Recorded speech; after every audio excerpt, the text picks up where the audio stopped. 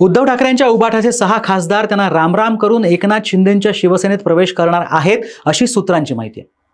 Operation टायगरची उबाठाने इतकी धास्ती घेतली की थेट दिल्लीत हम साथ साथ ह्याचं चित्र निर्माण केलं गेलं।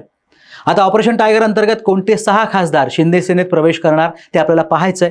ते खासदार का प्रवेश करणार याची अंदरकी बात मला तुम्हाला सांगायची आहे। घेऊन टाकणं हा व्हिडिओ अत्यंत नीट माहिती घेत बनवलेला आहे। त्यामुळे तुम्हाला हा व्हिडिओ कसा वाटला किंवा तुमच्याकडे आणखी काही वेगळी माहिती आहे का हे घेऊन टाकच्या कमेंट बॉक्समध्ये नक्की कमेंट करून व्यक्त व्हा। कृपया घेऊन टाकला सबस्क्राइब करा, व्हिडिओला लाईक करा आणि नवे व्हिडिओ पाहण्यासाठी कृपया बेल आयकॉनवरती क्लिक करा। नमस्कार, मी दिलीप आणि कॅमेरा मागे आहे मनोज मांडवकर।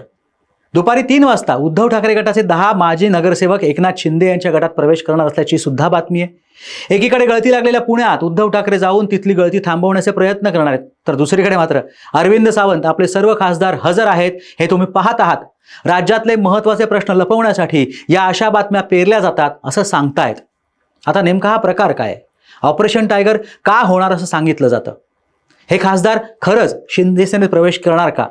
जर या खासदारांनी खरंच शिंदे सेनेत प्रवेश केला तर उबाठाची अवस्था काय असणार?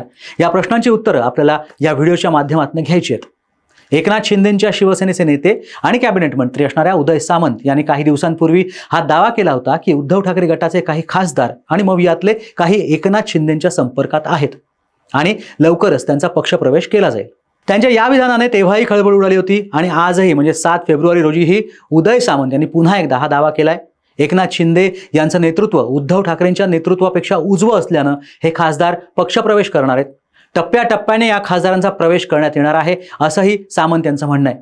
आता हे खासदार शिंदे सेनेत का प्रवेश करणार याची कारणं आपण पाहणार आहोत। पहिलं कारण काय पहा, नुकत्याच झालेल्या विधानसभा निवडणुकीत महायुतीला जबरदस्त यश मिळालंय। त्यामुळे राज्यात पुढची 5 वर्ष भाजप आणि शिंदे सेनेशिवाय पर्याय नाही असं स्पष्ट चित्र पाहायला मिळतंय। आता खासदार होऊन सत्तेत सहभागी होता येत असेल तर ते कोणाला नकोय। दुसरं कारण, खासदारपदी निवडून आलो मात्र निधीच मिळणार नसेल तर तो खासदार आपापल्या मतदारसंघात काम कसं करेल?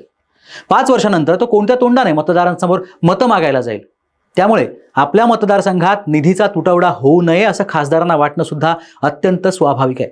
तिसरं कारण, महायुतीची सत्ता फक्त राज्यातच सक्षम नाहीये तर ती केंद्रातही तितकीच सक्षम आहे।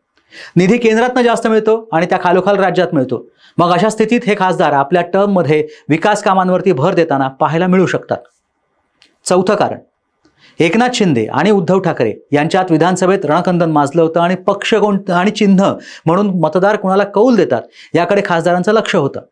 मतदारांनी एकनाथ शिंदेंच्या सेनेला कौल दिला ना, आता हे खासदार एकनाथ शिंदे यांच्यासोबत जाऊ शकतात।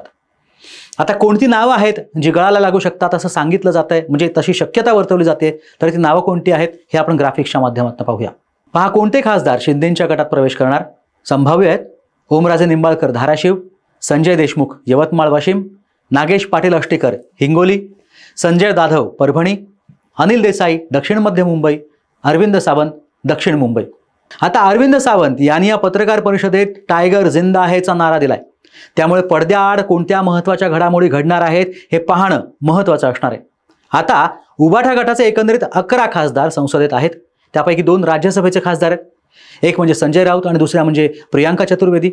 बाकी राहिले 9 खासदार। यांच्यापैकी 2/3 खासदारांनी जर शिंदे सेनेत प्रवेश केला तर पक्षांतर्गत बंदी कायद्याचा त्यांच्यावरती उपयोग होणार नाही किंवा उबाठा त्यांना थांबवू शकणार नाही अशी स्थिती मग आगामी निवडणुकीमध्ये आपल्या इतर खासदारांना सुद्धा उबाठा जेमतेम निवडून आणू शकेल अशी स्थिती उबाठामध्ये निर्माण होईल। आता उद्धव ठाकरे आधीच पुण्याची गळती कशी थांबवायची या चिंतेत असताना आता मात्र या खासदारांना कशा प्रकारे आपल्या बरोबर बांधून ठेवायचा असा प्रश्न उद्धव ठाकरेंसमोर निर्माण झालाय हे नक्की।